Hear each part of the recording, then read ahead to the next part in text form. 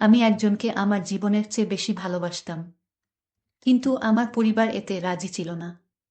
আমি তখন কোনো উপায় না পেয়ে বাড়ি থেকে বের হয়ে যাই আমার সেই ভালোবাসার মানুষটির কাছে। কিন্তু যাকে ভালোবাসতাম সে একটা জায়গায় থাকার কথা ছিল, কিন্তু তাকে সেই জায়গায় পেলাম না। হঠাৎ একটি লোক এসে তার বাড়িতে আমাকে নিয়ে যায়। সেই বাড়িতে ছিল একটা বুইড়া চাচা। বিপদে পড়ে তার বাড়িতে থাকতে গেলাম। বুইড়া চাচা একদিন আমার রুমে ঢুকে। তারপর যা হয়েছিল সেটা শুনলে তোমাদের মাথা ঘুরে যাবে। তাহলে আসল ঘটনাটি তোমাদের বলি। রাত প্রায় 12:30। ঝুম বৃষ্টির মাঝে একটা রাস্তার পাশে বসে কান্না করছি। আজকে আমার বিয়ে ছিল, কিন্তু আমি যাকে ভালোবাসি তার জন্য পালিয়ে এসেছি। 10টা বাজে আসার কথা থাকলেও সে এখনো আসেনি। ফোনও বন্ধ আসছে বারবার। সে আমার সাথে বেইমানি করেছে। এই অবস্থায় আমি বাড়িতেও ফিরে যেতে পারবো না। আমাকে মেরে ফেলবে বাবা। এখানে বসে কান্না করা ছাড়া আর কোনো উপায় নেই। কয়েকটা ছেলে আমার দিকে এগিয়ে এসে জিজ্ঞেস করলো, আপনার কোন সমস্যা? আমরা কি কোনো সাহায্য করব? ছেলেগুলোর মতলব ভালো না দেখে আমি বললাম, না, কোনো সমস্যা না। আপনারা জানতো ভাই। ছেলেগুলো হাসতে হাসতে বলল, অনেকদিন পর আমরা একটা টাকার ব্যাগ তোমার হাতে দেখছি। এটা আমাদের দিলেই আমরা চলে যাব। আমি উঠে ব্যাগ নিয়ে চলে যেতে লাগলাম, কিন্তু একটা ছেলে আমার ব্যাগ টেনে ধরল। আরেকজন এসে আমার ব্যাগের টাকাগুলো হাইজ্যাক করার চেষ্টা করছিল। আমি হাতের ব্যাগটা কিছুতেই ছাড়তে চাইছিলাম না। আমি ভেবেই নিয়েছিলাম এদের হাত থেকে আজ রক্ষা নেই। কিন্তু হঠাৎ করেই তারা আমাকে ছেড়ে দিয়ে ভয়ার্ত দৃষ্টিতে আমার পিছনে তাকিয়ে উল্টে পাল্টে দৌড় দিল সবাই। আমি কিছুই বুঝতে পারলাম না কি দেখে দৌড় দিল তারা। অশ্রুসিক্ত চোখে ব্যাগ উঠিয়ে পিছনে তাকাতেই দেখি একটা ছেলে দাঁড়িয়ে আছে। রোগা পাতলা গঠন, চেহারা তা দেখে মনে হয় রক্তশূন্যতায় ভুগছে। আমি ভাবলাম হয়তো কোনো বকাটে ছেলে হবে, তাই তাকে পাশ কাটিয়ে চলে যাচ্ছিলাম। জানি না কোথায় যাব। হঠাৎ সে আমাকে ডাক দিল, এই পাকনি, এত রাতে এখানে কি করছো তুমি? আমি থমকে দাঁড়িয়ে গেলাম। তার কণ্ঠটা এত ভারী যে আমার হৃদয় পর্যন্ত কাঁপিয়ে দিয়েছে। আমি বললাম, সেটা আপনার না জানলেও চলবে। আমাকে আমার মতো যেতে দেন। ছেলেটা বলল, এই জায়গাটা ভালো না। কোথায় যাবে তুমি? আমি তোমাকে পৌঁছে দেই। তাছাড়া আমি না থাকলে তো ওই ছেলেগুলো এতক্ষণে তোমার অনেক টাকার ব্যাগটা ছিনতাই হয়ে যেত। আমি এবার হাসতে হাসতে বললাম, তার মানে ছেলেগুলো আপনাকে দেখে পালিয়েছে? আপনার এই ভাঙা চেহারা দেখে? যাক, মজা ভালোই করতে পারেন। ছেলেটা আর কিছু বলল না। মুখে শুকনো একটা হাসি দিয়ে চলে যেতে লাগলো। আমি কি মনে করে যেন তাকে ডাক দিলাম, ভাইয়া দাঁড়ান একটু, আমি খুব বিপদে পড়েছি। সে দাঁড়াল। আমি তার কাছে গিয়ে সবকিছু খুলে বললাম। তারপর কান্না করে দিলাম। ছেলেটা বলল, এখন কান্না করে লাভ নেই। আগে ভাবার দরকার ছিল তুমি কার জন্য বাড়ি ছেড়ে চলে আসছো। এখন আমি করতে পারি তোমার জন্য। আমি বাসায় ফিরে গেলে আমার বাবা আমাকে মেরে ফেলবে ভাইয়া। প্লিজ আমাকে একটা থাকার জায়গা খুঁজে দিন। আমার কাছে টাকা আছে, কিছুই বাসা থেকে আসার সময় নিয়ে আসছিলাম। চাইলে আপনি রাখতে পারেন। তবুও আমাকে সাহায্য করেন প্লিজ। টাকা দিয়ে আমি কি করব পাকনি? চাইলে আমি যে বাড়িতে থাকি সেখানে থাকতে পারা। কেউ তোমাকে বিরক্ত করবে না। আমি পাকনি না ভাইয়া। আমার নাম অনামিকা। আর আমি আপনাকে বিশ্বাস করব কিভাবে? ভাইয়া, আমি আপনাকে বিশ্বাস করব কিভাবে ভাইয়া? আমিও কারো ভাইয়া না। আমার নাম পিরোজ। আর এখন আমাকে বিশ্বাস করা ছাড়া তোমার অন্য কেন অপশনও নেই? বিশ্বাস ভঙ্গ করে জীবিতরা। মৃতরা তো নিজেরাই ঠকে বসে আছে। মৃতরা মানে কি সব আজে বাজে কথা বলছেন? দেখেন, আমাকে কিন্তু ভয় দেখাবেন না। এমনিতেই বিপদে আছি। ঠিক আছে, চলেন, আপনার বাসায় থাকব। আমার আর কোনো উপায় নেই। বাবার রাগের মুখোমুখি হওয়ার চেয়ে আপনাকে বিশ্বাস করাই ভালো। ছেলেটা আবার একটা অদ্ভুত হাসি দিয়ে হাঁটতে লাগলো। আমিও ব্যাগ কাঁধে নিয়ে তাকে অনুসরণ করতে লাগলাম। আশ্চর্যের ব্যাপার হলো, আমি যত দ্রুতই হাঁটছি না কেন পিরোজকে ক্রস করতে পারছি না। সে আমার কয়েক কদম আগেই থাকে, অথচ সে আমার চেয়েও অনেক আস্তে হাঁটছে। ব্যাপারটা অদ্ভুত হলেও ততটা মাথায় নিলাম না। আচ্ছা পিরোজ ভাইয়া, আপনি কি বাসায় একাই থাকেন নাকি ফ্যামিলির সাথে থাকেন? আপনার মা বাবা কিছু বলবে না আমাকে নিয়ে গেলে? আজ 7 বছর যাবৎ আমি একাই থাকি। আমার কোনো ফ্যামিলি নেই। বাসায় শুধু একজন বৃদ্ধ চাচা থাকে বাড়ি দেখাশোনা করার জন্য। এবার আমার মনে একটু খটকা লাগলো, একটু ভয়ও করছে। একা থাকে সে। বুড়া লোকটা আমার ক্ষতি করবে না তো? এক মনে বলছে তাকে বিশ্বাস না করি, আরেক মনে আবার এখন তো আমার যাওয়ার অন্য জায়গা নেই। দেখি না গিয়ে কি হয়। টিভিতে রেসলিং দেখে অনেক টেকনিক শিখছি। আমায় ক্ষতি করার চেষ্টা করলে রেসলিং দেখিয়ে দিব। ছেলেটা আমাকে অবাক করে দিয়ে হাসতে হাসতে বলল, রেসলিং ছোটবেলা আমিও অনেক দেখেছি। তবে নিশ্চিত থাকেন আমার সাথে কোনো রেসলিং দেখানোর প্রয়োজন পড়বে না। আমি অনেক ভালো ছেলে। আমি তো হয়ে গেলাম। আমি তো এগুলো মনে মনে ভাবছিলাম, তাহলে সে শুনল কিভাবে? তার এমন অদ্ভুত আচরণ আমাকে ভয় পাইয়ে দিচ্ছে। পিরোজ ভাইয়া, আমি তো এগুলো মনে মনে ভাবছিলাম, তাহলে আপনি জানলেন কিভাবে? এবার সে হাঁটা বন্ধ করে আমার দিকে তাকিয়ে বলল, ম্যাজিক। আমি এমন অনেক কিছুই জানি যা তোমরা জানো না। তবে আমি যা জানি তা দিয়ে কারো ক্ষতি করি না কখনো, আবার উপকারও করি না। এই বলে সে আবার হাঁটা শুরু করল। একবার ভাবলাম পিছন থেকে পালিয়ে যাই। ছেলেটা বেশি সুবিধার মনে হচ্ছে না। কেমন অদ্ভুত অদ্ভুত কথা বলছে। এসব ভাবতে ভাবতেই সে একটা বিল্ডিং দেখিয়ে বলল, ওই যে 4 তলা বিল্ডিংটা দেখছা, আমি ওইখানেই থাকি। তুমি যাও বাড়িতে, সেখানে সেলিম চাচাকে পাবে।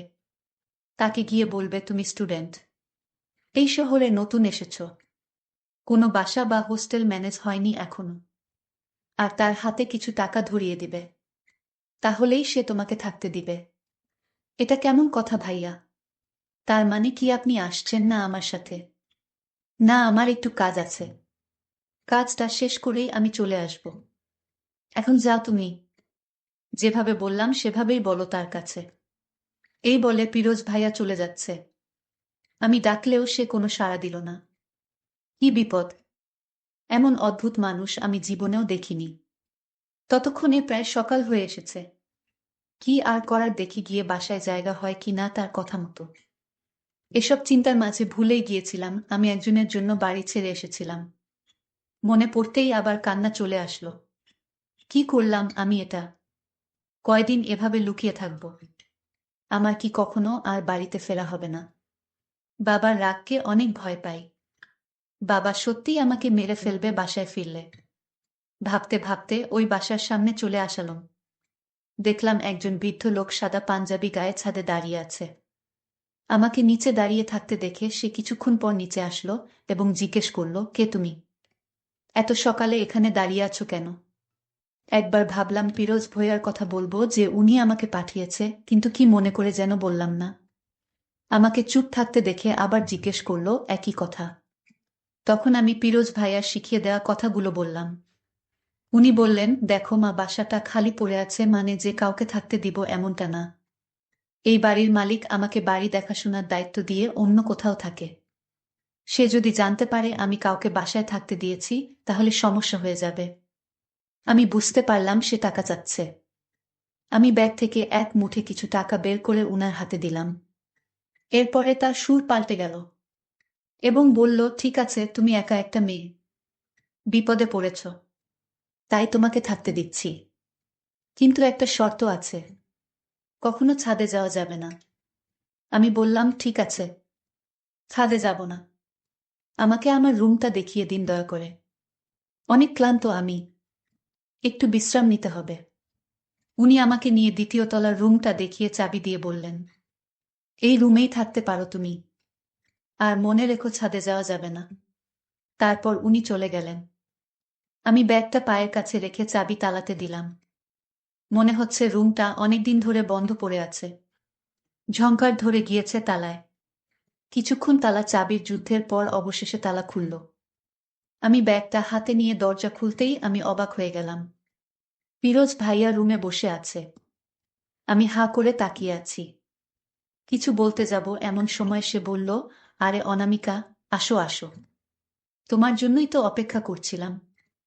আমি আশ্চর্য হয়ে জিজ্ঞেস করলাম, আপনি এখানে? আপনি তো বাহিরে ছিলেন।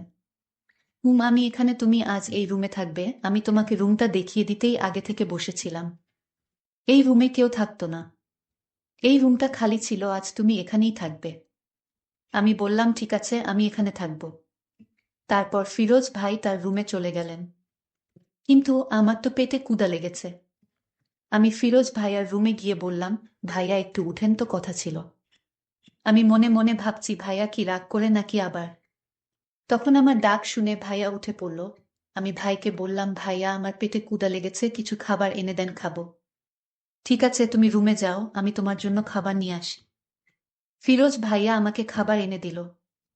রুটির সাথে ডিমবাজি আর ডাল। আমি খেয়ে নিলাম। তারপর শুয়ে পড়লাম। রাত যখন 2টা বাজে, এমন সময় চাচার ঘর থেকে একটা আওয়াজ আসছে। আওয়াজটা মনে হচ্ছে কোনো মেয়েলি কণ্ঠের। আমি মনে মনে চিন্তা করলাম, এত রাতে আওয়াজ কেন? কি হচ্ছে কিছুই বুঝতে পারছি না। আমি একবার মনে মনে ভাবলাম উঠে গিয়ে দেখে আসি। আবার ভয় কাজ করছিল মনের ভিতর, না থাক, ঘুমিয়ে পড়ি। আমি ঘুমিয়ে পড়লাম। সকাল হলো। বাড়িতে দেখি কেহ নাই। ভাইয়া আর চাচা কাউকে খুঁজে পাচ্ছি না। এত বড় বাড়ি, রুমের অভাব নেই।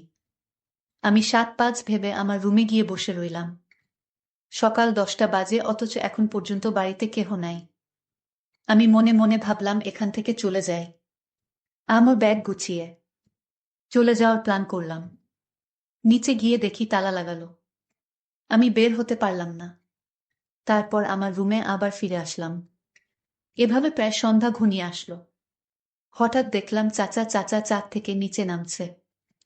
আমি বললাম, চাচা আপনি সারাদিন চাঁদে ছিলেন? চাঁদেই ছিলাম, আমি সারাদিন চাঁদে বসে থাকি। চাচা আমি তো সারাদিন কিছু খাইনি, আপনারা আমার খোঁজ রাখলেন না। চাচা বলল, দেখো মা, এ বাড়িতে তো রান্না হয় না। বাহির থেকে নিজেদের জন্য খাবার নিয়ে আসি। তুমি টাকা দিলে তোমার জন্য এনে দিতে পারি। আমি বললাম, ঠিক আছে, আমার জন্য কিছু খাবার এনে দিন হোটেলে থেকে। চাচা ভাত আর মাংস নিয়ে আইসেন। ঠিক আছে, আমি আমি তোমার জন্য খাবার নিয়ে আসি। তুমি ওয়াট করো। ঠিক আছে, যান। আমি আমার রুমে গিয়ে বসে রইলাম। হঠাৎ দেখি আমার জন্য খাবার নিয়ে হাজির ফিরোজ ভাইয়া। আমি বললাম, সারাদিন আমার তো একটু খোঁজ রাখেননি, আমি আছি নাকি মরে গেছি। ফিরোজ ভাইয়া বলল, দেখুন আমি আমার নিজের খুঁজেই ভালো করে রাখতে পারি না, সেখানে আবার তোমার। আচ্ছা, বেশি কথা না বলে খাবারগুলো খেয়ে নিন। ঠিক আছে, আপনি যান, আমি খাবার খেয়ে নিচ্ছি। তারপর হঠাৎ আবার খাবার নিয়ে হাজির চাচা। এই খাবারটা আমি টাকা দিয়ে আনলাম। আমি ফিরোজ ভাইয়াকে বললাম, ভাইয়া খাবারগুলো খেয়ে নিন। ফিরোজ বলল, আমি খেয়ে আসছি, ফ্রিজে রেখে দাও, পরে আবার খেয়ে নিও। রাত ঘনিয়ে আসছে, বাহিরে বাতাস বইছে, ঠান্ডা আবহাওয়া। আমি আমার রুমে চলে গেলাম। শুয়ে পড়লাম। রাত 3টার দিকে আমি আবার সেই আওয়াজ শুনতে পেলাম। আসলে আওয়াজ শুনে আমি ভয় পেয়ে গেলাম।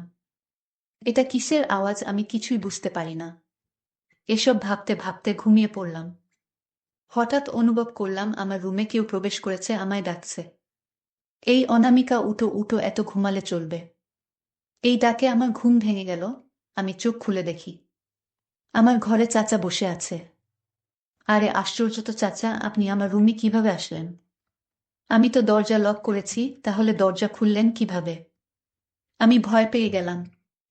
চাচা বলল, দেখো মা, তুমি একটা ছেলেকে ভালোবাসার জন্য মা বাবা ছেড়ে একটা অজানা বাড়িতে থাকছো। কত কষ্ট করছো, কিন্তু সেই মানুষটা তোমার সাথে বিশ্বাসঘাতকতা করেছে। আর তার জন্য তুমি এত কষ্ট করছো, নিজের পরিবারকে ত্যাগ করে চলে আসছো। আমি বলি কি, তুমি তোমার বাবার কাছে ফিরে যাও, বাড়িতে চলে যাও। চাচা আমি যাকে ভালোবাসি তার জন্য আমার জীবনটা দিতেও আমার কোনো দ্বিধা নেই। আমার বিশ্বাস সে একদিন আমার কাছে ফিরে আসবে। চাচা বলল, যদি ফিরে না আসে তাহলে কি করবে? তাহলে আর কি করব, সারা জীবন এভাবে কাটিয়ে দিব। আসলে তুমি একজন সত্যিকারের ভালো একটা মেয়ে। এ যুগে এরকম মেয়ে পাওয়া বড় কঠিন। চাচা আমি আপনাকে একটা প্রশ্ন করি। চাচা আপনার পরিবার নেই, এই ভাঙা পুরাতন বাড়িতে আপনি থাকেন। তখন চাচা বলল, জানো আমি কে? আমি হলাম তোমার ভালোবাসার মানুষ। মানে কি বলছেন চাচা? আমি ঠিকই বলছি, বিশ্বাস না হলে আমি দেখাচ্ছি। চাচা তখন তার মেকআপ মুছে ফেলল এবং তার মাথায় যে পাকনা চুলগুলো ছিল সব অভিনয়ের চুল লাগানো হয়েছে। চুল যখন মাথা থেকে সরিয়ে ফেল, তখন আমি চমকে উঠিয়া তো দেখি আমার সিফাত, মানে আমি যাকে ভালোবাসতাম সেই আমার চাচা। মানে আমার সাথে চাচার অভিনয় করছে। আমি তাকে একটা থাপ্পড় মেরে জিজ্ঞাসা করলাম, কেন তাহলে আমার সাথে এই অভিনয় করলে, আমাকে কষ্ট দিলে? সিফাত বলল, তোমার সম্পর্কে কিছু কথা শুনেছিলাম। আমার বন্ধু বলল, এখনের মেয়েরা সত্যিকারে প্রেম করে না, যা বলে মুখে মুখে। তোমার কথাও বলেছিল তুমি আমায় নাকি সত্যি ভালোবাসো না। তখন আমার বন্ধুর সাথে বাজি ধরে বললাম, দেখতে চাস আমার অনামিকা আমার জন্য কি করতে পারে? তাদের সাথে আমি বাজি রেখে তোমার সাথে চাচার অভিনয় করে আমার বন্ধুকে দিয়ে এই বাড়িতে নিয়ে আসলাম এবং তোমার ভালোবাসার পরীক্ষা নিচ্ছিলাম। তুমি জিতে গেলে অনামিকা। আর রাতে আমার রুমে তুমি যে আওয়াজটা শুনতে, সেটা তোমাকে ভয় দেখানোর জন্য আমি টিভি ছেড়ে দিতাম। আর টেলিভিশন থেকে অদ্ভুত আওয়াজটা আসতো। এই কথাগুলো বলতে বলতে আমি লক্ষ্য করলাম তার চোখ দিয়ে পানি পড়ছে। আর তুমি রাস্তায় যে বিপদে পড়েছিল, সেটা আমার লোকজন দিয়ে অভিনয় করিয়ে আমার কাছে তোমাকে নিয়ে আসি। অনামিকা বলল, সবই বুঝলাম। আমার ভালোবাসার পরীক্ষা নিচ্ছিলে, আর কিছু পরীক্ষার বাকি আছে। আচ্ছা চলো দুজনে আমার বাড়ি ফিরে যাই। বন্ধুরা, আজকের গল্পটি কেমন লাগলো তা অবশ্যই কমেন্ট করে জানাবেন। ধন্যবাদ।